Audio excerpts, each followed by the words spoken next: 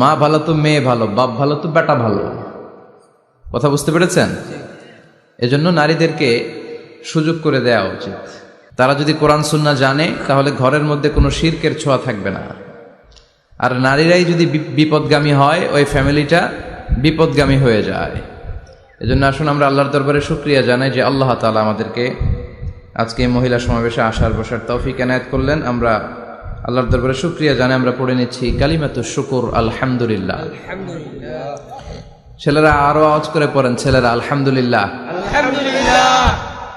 আমরা আল্লাহর কাছে কামনা করছি যে আল্লাহ তাআলা শেষ পর্যন্ত যেন আমাদেরকে এই প্রোগ্রামে উপস্থিত থাকার তৌফিক এনায়েত করে এবং এই প্রোগ্রামের সর্বোচ্চটা যেন আমরা নিয়ে যেতে পারি। আল্লাহ তুমি তৌফিক দাও। আমিন। আজকের এই প্রোগ্রামটাকে তুমি আমাদের নাজাতের ওসিলা বানাও। আমিন।